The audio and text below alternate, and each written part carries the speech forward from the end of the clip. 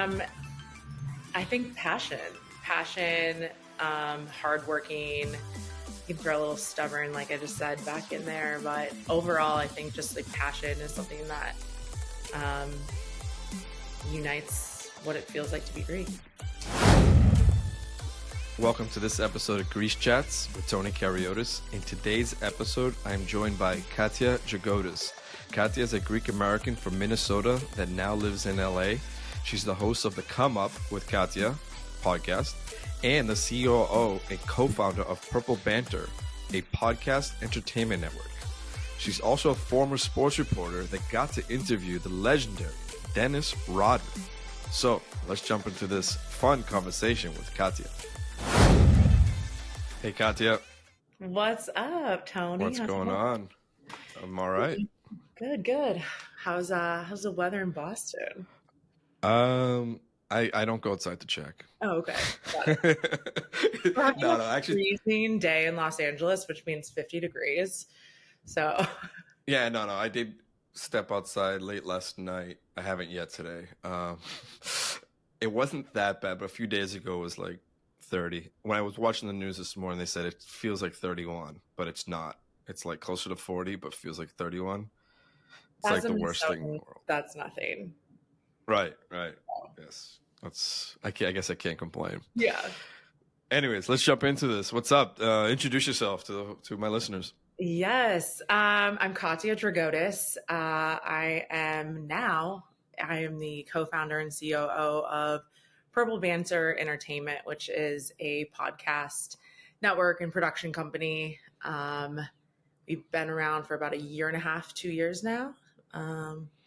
Before that, long spiraled career in the sports industry and dabbling in other entrepreneurial endeavors, this crazy entrepreneur life that you know all so well. Awesome. Well, as a sports head, I guess we have a lot to talk about. And then, so you mentioned Purple Banter is a podcast production company, but you also have your own show. I do have my own show. It's funny. So I have a show called Keeping Up with Katia. It's been a little bit on the hiatus. As you're like running your own business, you seem to have like, I'm so focused on my other clients and our other hosts, building them up, that my show is unfortunately taking a little bit of a backseat. But during football season, I do appear on our Vikings podcast as well. So that's the focus right now. But Keeping Up with Katia will definitely make an appearance, hopefully in 2024 again. Amazing. So you say you're from Minnesota, but you moved to LA, you said? Yes. So I'm originally from Minneapolis, grew up there, went to college there. And then I've been in Los Angeles for 9 years, which flew by. So almost 9 years. Flew by so quickly. So like the Lakers? The Lakers, but the original Minneapolis Lakers. That's what I mean. Like the Lakers, you moved Minnesota to LA. That's true. So how do you feel about LA claiming those titles? That sucks. That's bullshit. 100%. But I guess it's really honestly some of the only championships that Minneapolis has overall. So we still have our hand in it. I love when people get really confused with the Lakers jerseys when it says like MPLS. They're like, why are they honoring Minneapolis? Like, okay. Yeah. They took the titles and then they tried taking the name too. Yeah. Some of the best athletes out of Minnesota, though, had to come to Boston to win it all. I know. David Ortiz. Why is the other one? Kevin Garnett. That was the big one. Randy Moss almost got one if there wasn't some gum on somebody's helmet. Mm-hmm. So, KG is one that I think as a consensus, we love him so much as a person that we knew that like the Timberwolves franchise was not going to give him what he needed. Right. So for sure. Yeah, for sure. It felt like everyone understood. All right, this one's for KG. Like, let's let him go. Let's let him go. All right. So you're not okay with the Lakers taking the titles names. How do you feel about? I read in the news that they're going to hang a banner for the in-season tournament. That's stupid, isn't it? It's very Lakers, though. It's very, very. But they're the ones that also try to do it like Boston, where they only hang championships. They don't hang Western championships. But now they're going to hang an in-season tournament. Well, I know, most of the league tried, but they didn't. They did and they didn't. Like, and Did you also there was a watch lot of. it? I watched some of it. Yeah, once Yeah. it got down to like, all right, now we have to like point watch, and like the Celtics needed 30 points just to get into the second round, and they needed all these other things to fall apart.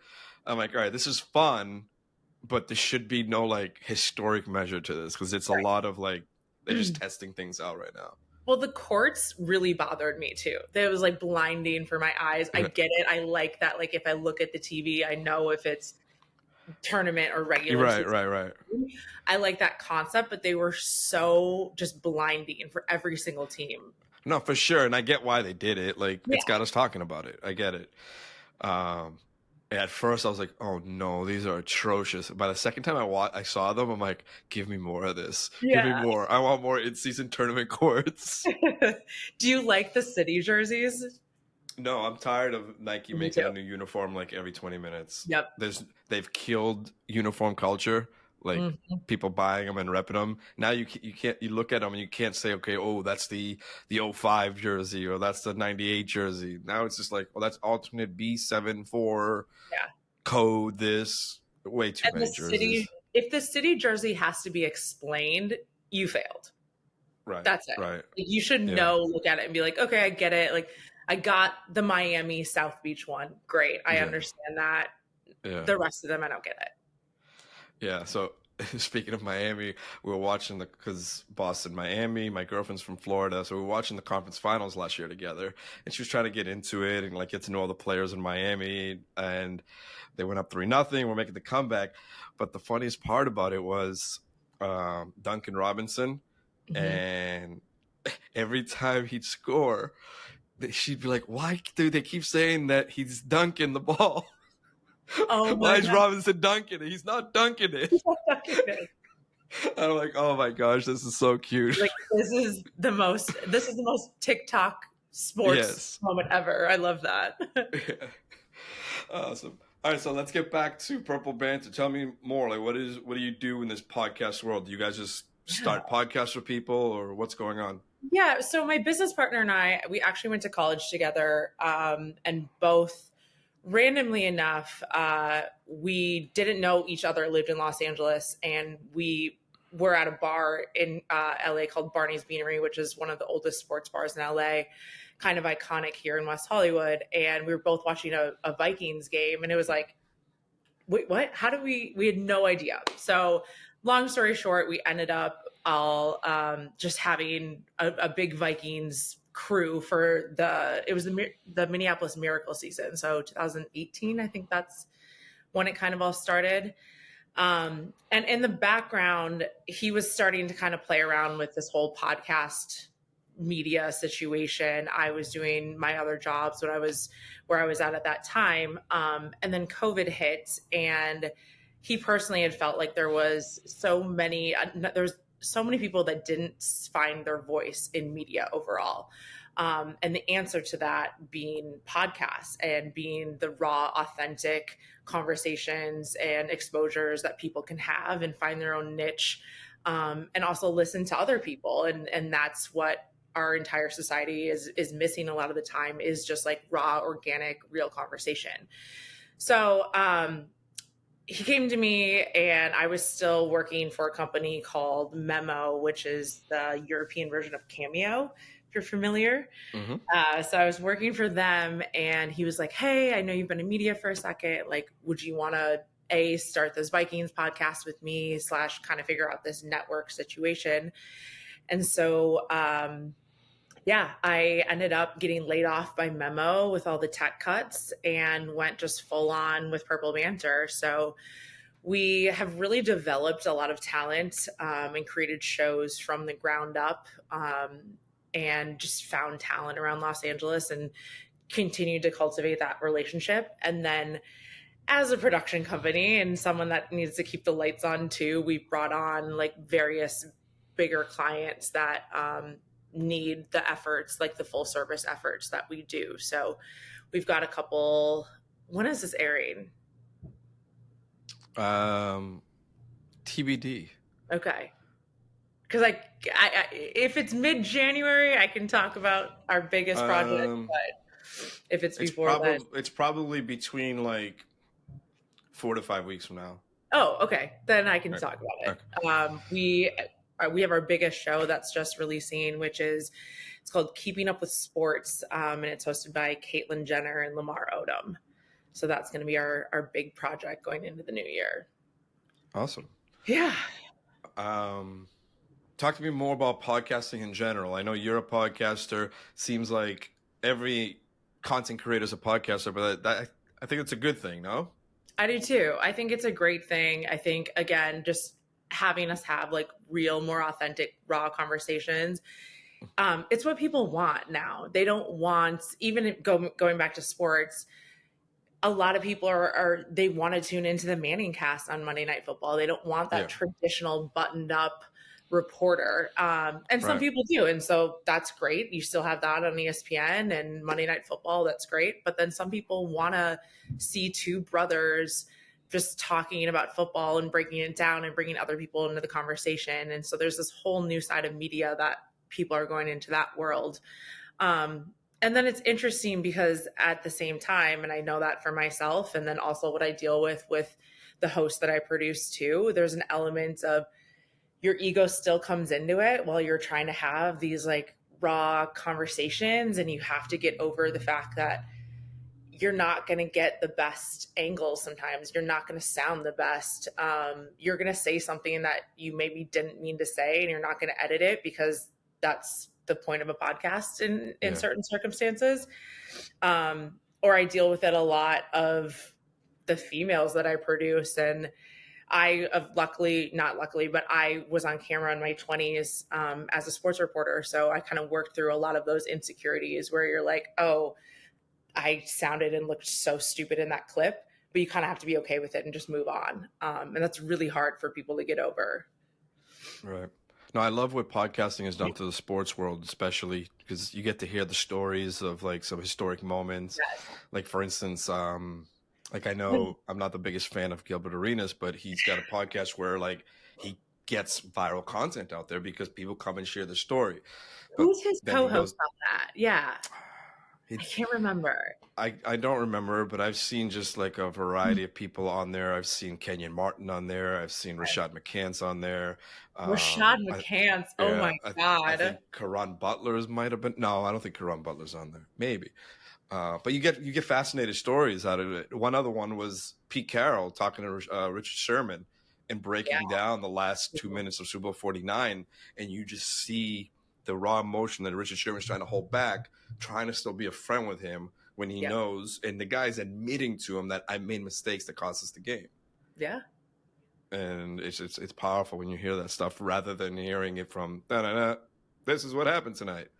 Well, I'm so sick of, I go to the gym early in the morning and all of those shows with the headlines where you're like, this is the most ridiculous thing that you could have ever come up with in terms of a headline. Yeah. And it's just I get it. I understand a clickbait situation too, but when you're talking about the same thing over and over, and it's like, will the Commanders win the Super Bowl? You're like, why are we even discussing this? Right. Just to fill airtime? It's crazy. Yeah. There's another basketball podcast that's really good, and I think one of his signature questions is he always asks a player who's the first person to bust your ass on the court. I love so that. You get the greatest stories from like all the way from all the superstars, and just doubling down on the raw conversations and the stories that, I mean, people like stories. Yeah, absolutely. Talk to me about, is being a reporter, talking on camera, something you always wanted to do? Is this something that came later in life? Take me back on that. It took me a second to know, I think, what exactly I wanted to do. Growing up, I was always around sports. My dad coached AAU. We had season tickets to the Timberwolves. Like, I was just kind of always on a basketball court. So I knew that was something that I wanted to be part of my life. And, 10, 15 years ago, as you're a woman going into sports or wanting to go into sports, I didn't really know what that landscape looked like, to be completely honest. So I went to school and I got, I have a business degree and I have a journalism degree, not really knowing what or if I could use the journalism degree, but I think that was always the front line of what I wanted to do. Because I always liked the background stories, which is funny that now I'm in podcasting and listening to those more authentic, kind of funny stories. But that was always the driver in that. So initially, I thought that I was going to go down more of like the marketing route. I legitimately thought at 19, I had an internship with the Timberwolves in the marketing department. And I was like, great, like this is going to be my life. I'm going to be at Timberwolves games the rest of my life and at some point be the potential CMO of the Minnesota Timberwolves. I never really enjoyed what I did as a job there. And then I always saw my bosses like, oh, I don't want to do what you do either. But it was this question. So after graduating, took a job at Octagon, which is a sports agency, just kind of working with them again in the marketing, PR, all of that situations. And then actually that was when the concept or idea that I could even be a reporter or a sports host started to come into play. And still at that time, it was interesting because while I knew so much about basketball and I grew up around it, I was continuing to get more opportunities in the football world. And I think they were a little bit quicker to bring like women into the media side when it comes to like sideline reporting or the bad stereotype of just like the hot girl on the sideline asking like, what does it feel like to win the game? They at least had that where I think basketball was a little bit more, you really had to come from like a player standpoint, or like be Doris Burke or just like less opportunities overall. So, I decided to really give it a go in Minnesota after it was about a year after college. Actually, my dad had passed away pretty suddenly, and that was a little bit of a driving factor for me to go after your dreams, if you will, or like figure out what exactly that's going to look like. So I just kind of hit the ground running and started covering high school sports in Minnesota. Did like a little bit of play-by-play in the high school scene, was doing hosting on like the local Minneapolis channels, just to kind of gain as much experience and gain a demo reel as possible too, and figure it out from there. That's awesome. Yeah. Being around all these pro athletes, have you ever been starstruck? And if so, who's the biggest one? Never starstruck, but I think one of the coolest moments that I had was interviewing Dennis Rodman on the red carpet. I'd moved to LA. I'd probably only been in LA for like a year and a half, maybe 2 years at that point. And had just kind of started doing red carpets, which are crazy in itself because you never know who's going to be on the carpet. But then at the same time, like half of the people you don't even know who they are. And then you have to like bullshit that you do know who they are and ask them the right questions. That's still interesting. But I'll never forget, there was like a murmur. They're like, oh, Dennis Rodman's coming. And as we know, Dennis's character is a little infrequent. So never kind of thought that he would actually show up, but I had probably 4-minute interview with him on the carpet and it was great. Wow, that's awesome. That's a really cool one. Yeah. I haven't met a Dennis Rodman type of character yet. Yeah. Hot ticket, but it's fun. So what drives you? What inspires your work ethic every day? I feel like I've always been like stubborn. All right. Stubborn. And I think being an entrepreneur, that's always been like a driving force for me. I've always wanted to own my own thing. I've never felt like comfortable in a box in a lot of different ways. So kind of creating your own box is both a blessing and a curse because it's definitely so motivating, but at the same time exhausting. And yeah. Then how would you define success in this world? God, I don't know. I wish, because if I figured that out, I could probably stop moving so much. How would I define success? I would say there's a level of contentness that you feel when you're fulfilled in your business side. And then also adding in the balance of the personal side too. I think that's the ultimate success, and what I personally want to strive for. And then on the opposite, how do you define, or what does failure mean to you? I have failed probably more than most people, just because I never took the traditional path. So I was constantly up against obstacles, constantly up against no's, failures, you're not good enough all the time. So it was just kind of always taking it on the cheek and being okay with, now that I am getting some wins, it feels unbelievable, versus just kind of the softball pitches early on in my career. So it feels a little bit sweeter. There's a story that I feel like I always tell, but I had a meeting with, I'd moved to LA. I'd probably been here 2 years, 3 years. And I had a meeting with an agent to represent me on camera. And it was a woman. She was, after reviewing my tape, she was like, I love the questions you asked. I loved your follow up. I love all of these things. But I see that you're wearing hoops in two of your stand ups, and it looks like you're going to the club. And I'm like, okay, like, thank you for the feedback. Like, absolutely. I change what I'm wearing the next time I'm on camera. But she doubled down, and this woman spent 5 minutes just like berating me for the earrings that I wore. And she was like, I honestly feel like I can't represent you because you feel too young, like you're wearing hoops. So every time I'm on camera, I wear hoops now because I don't care. There you go. Yeah. You go. Confidence. All right. I hinted that I was going to bring this up before we got on the air, and I want to talk about AI for a second. And in the podcasting world, I want to know how is it affecting it, and are you aware of what AI is doing with people's voices lately? So I will say two things. AI freaks me out in general, but at the same time, I do see the benefits of it. We have used an AI software to at least just break down the first cut of a lot of shows we've done. There's also an AI software that creates captions on social media reels that is better than a human can make. I hate to say it, it clicks, things are viral. I still think there's the attention to detail that it doesn't get.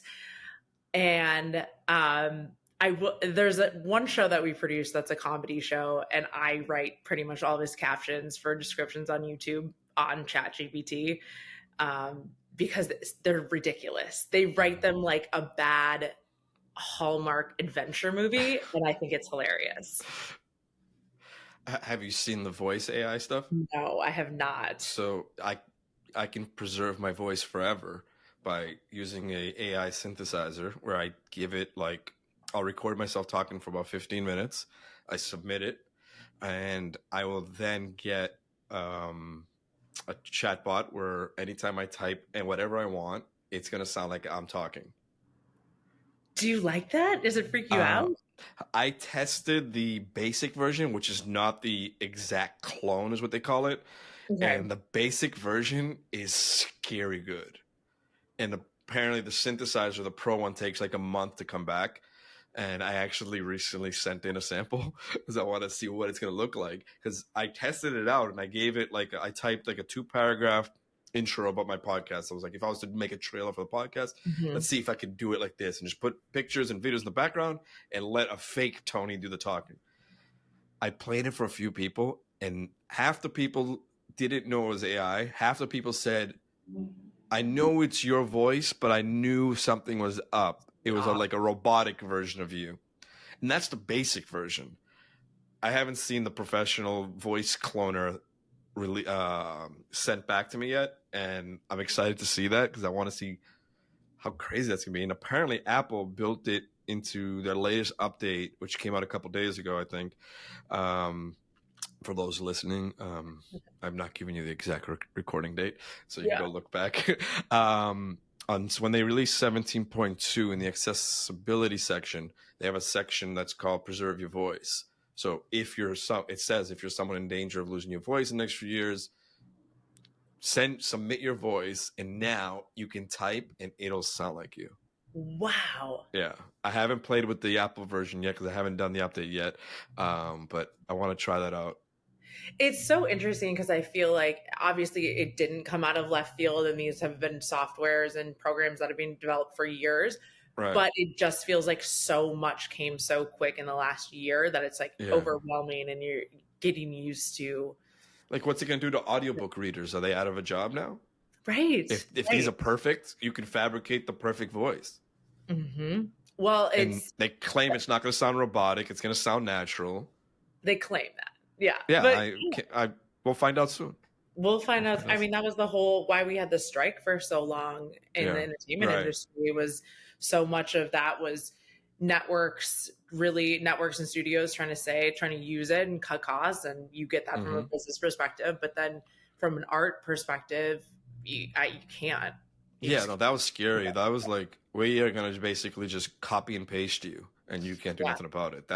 I mean, I guess this voice thing is somewhat that, in a way. Like, if you're just someone that does like animated film voiceovers, yeah. Well, if you put in like, write or give me a 35 to 40-minute podcast and talk about these 5 things, and if the AI could talk to each other, and that'd be creepy. Yeah, no, I remember like 6 months ago, there was a sample of what voice synthesizers can do, and they had a conversation between Steve Jobs and somebody else as if it was today. That's insane. And it sounded, all right, it didn't sound perfect, but it sounded like, oh, wait a second, some of these lines sound real. And that was just like the beginning days of voice AI. Ugh, I love it. So soon we'll be listening to podcasters by people that don't even exist. Apparently. But yeah, you were saying, so, I have to know what my chat GPT says about myself. Yeah, so just go on there and just type in who is and then your name, and it'll summarize the information that it can find about you online. I'm so curious. Do you ever Google yourself? Just in general? I have. Well, me too. Totally. Yeah. No, I do. Because you also want to, you want to see if like your SEO stuff is doing good and make sure the stuff that you're putting out there is searchable. So I do quite often. Sometimes, like, if I Google myself, it'll pull up something from like 2014. I'm like, can that not be the first thing that your MySpace page? Yeah. Oh my gosh. I still can't believe they had us putting our 8 best friends publicly. And then and then ranking them. And we were okay with it. But we were all little like coders back in the day. That was yeah. We used to code. I used to code some stuff into my page. Like, I couldn't code today. There's no way. No, I don't know how to do that. I don't know how to do that stuff. I have ChatGPT helping me. I was trying to create an app, and it was literally giving me all the code. I'm like, piece by piece. Come on. I want the beginning. I need the structure. I just heard about this one called Chef GPT. Okay. So you can put in, you're like, okay, in my fridge right now, I have soy sauce and broccoli and peanut butter, whatever. You put whatever you have in your fridge, and it'll come up. What you can make with it? Mm-hmm. Oh, that's pretty cool. That's smart. Yeah, I haven't used it, but it sounds cool. And then apparently Google's Gemini is just coming out now. Have you seen that? Where they demoed it, where they basically they have a camera pointing to their desk, and he's drawing like a duck. And first it's a Post-it note, and it says, okay, Gemini, what did I just place on the table? And it said a yellow piece of paper. What am I doing now? You're drawing some squiggly lines. All right, what am I turning it into? A rubber duck. Now what is it doing? It's swimming because it drew waves around it. And it can view and comprehend what it's in front of it. They pasted a video of a soccer player doing a penalty kick, and his form was bad, and he was constantly kicking it over the goal. And it said, okay, Gemini, look at this video, and as a coach, what would you tell this player? And it said, from what I see, he needs better ball striking skills. He needs to lean on his left foot better, dig in on the left foot, and then he'll stop kicking the ball over the net. Oh my God. It's insane. It's crazy. Insane. Yeah, it's insane how much stuff is happening in a split second to come up with all this stuff. Mm-hmm. Anyways, all right. So it is time to take a commercial break. I got to read off some ads. And after that, I want to talk about Greece, talk about some of your favorite things in Greece, where you're from in Greece, foods, all that good stuff. But first, I got to read off the ads. Got a few of them. And I will start off with Klosti. Klosti makes handmade Greek products for all occasions. Get your holiday, Christmas, New Year's gifts. They're all locally made out of Greece. Gifts for men, women, and kids. Go to klosti.com. Up next, we have Castra Elion Vodka. Castra Elion Premium Sippin' Vodka is a Greek vodka distilled out of Naphpaktos, Greece. Have you been to Naphpaktos? I have, You and have? I love Casa de Yulon, like love. It is, and I'm not really much of a vodka drinker Yeah. anymore, but it's so smooth. You can just ice best Yeah. martini too. I love it. And Yes. the cutest bottle, like for It flowers and is. whatever once you're done. Yeah. Yeah, for sure. Yeah, and it's distilled with grains and olives out of Naphpaktos. Um, yeah, I have tried it. It is delicious. I agree with you. Remember, please drink responsibly, and wherever you're buying it, make sure you're following the law. If you're in the U.S., make sure you're over 21 if you're buying it. Up next, Origins. The Origins app is the perfect travel companion, especially for solo travelers. How does it work? You program it by creating a profile, saying your route, declaring where your roots are from. So I would put I'm from Boston, I'm from Greece, I'm from Kalamata, I'm from Kalinos, and let's say I'm on a trip to South Africa. I'll open the app and it'll show me people that share those routes based off how close they are to me. So if I see someone that shares Kalinos and they're 5 miles away, we might go grab coffee if they're cool. So that's Origins. Go to the App Store, the Google Play Store, and type in Origins, or go on their Instagram and learn more about it. It's at Origins App. Up next, we have for those looking for Greek citizenship that have Greek ancestry, looking for their dual citizenship, head over to greece-media.com/Greek citizenship. Book a consultation. The team at Greece Media is standing by, ready to help you get it done. If you don't want to go through the tedious process of dealing with consulates and all that stuff, Greece Media handles it for you. If you're planning a trip to Greece soon, head to greecemedia.com/tours, where you can find itineraries, get custom itineraries, book catamaran tours, wineries, tickets to Greece, anything that you need that's travel related. I got two more. This one is targeted to people listening from America. Savas Mortgage.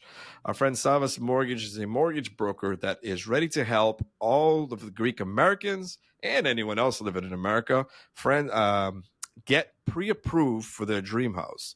He serves all 50 states. You can go check him out at Instagram. His page is at Savas Mortgage, and he posts daily informative videos that you can learn a lot about the process, learn what you need to do to get prepared for that amazing moment of getting a home. And last but not least, a new one, Zoeful Wild Olive Oil. For those who listened to the podcast about a month ago, I was talking to you about a wild olive oil that was sent to me, and I've been testing it out. So far, so good.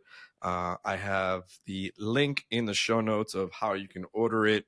It is wild olive oil out of Greece, and you do not cook with it. This is just to drink it. Medicinal olive oil. Amazing. Do you chill it? I don't, but I'm not sure if I'm supposed to. I didn't ask. Oh boy. Now you're scaring me. No, I'm just like ruining the ad read now. I gotta find out so I can make sure I say that part correctly. Yeah, so that's all I got for ads. Let's get back to this episode. All right, Katia, I want to know, where in Greece do you call home?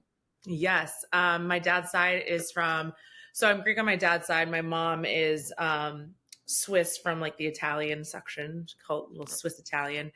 We're from Iratini, which is in the Gulf of Corinth, small village. on the mainland. So yeah, it's about if you're at Delphi, it's southwest, probably like an Towards hour. like the Patra Bridge. Hmm. Okay. Yep, Very exactly. nice. So, Exactly. what would you tell a traveler that's gonna visit your place for the first time? I want one tip. One tip. One Um, tip. get a good rental car and say your prayers because it's definitely like the traditional Greece windy, scary, no guardrail hill drive to get down to the Mm-hmm. village. But it's beautiful. It's the pebble stoned pebble stone beaches, really really intimate small village. Definitely has like we've had some volcanic or not volcanic earthquake problems in the past, but it's really created just like a really beautiful town. And then go up to Delphi. I love Delphi. I love the Okay. mainland. All I right. mean, I love the How islands, but I love the mainland. how close are you to Arahova? I don't Close. know. Okay. It's the Winter Mykonos they call it. Yes, I Where actually that is somewhere I haven't been. well, how close are you to Delphi? Probably like an hour and a half. All right, I think Arachova is literally next to it, so Okay, but we'll say an hour and a half. there we go. So if you're there in the winter, check out Arachova and Yeah. Delphi. Um, all right. So aside from there, where are your three favorite Greek islands? Oh, islands. Okay. Um, Milos. Last year I had a really amazing time. A little bit, definitely the off season for this place, but I was in Idra in early April, late March. Um, Absolutely loved it. I think I had, it's definitely like an artist colony, definitely had some like creative moments there. Also, I'm sure you know Leonard Cohen spent some time there, and he was actually a regular of one of the restaurants I worked at in LA when I first moved out here. So always like a nice little special moment for our guy Leonard.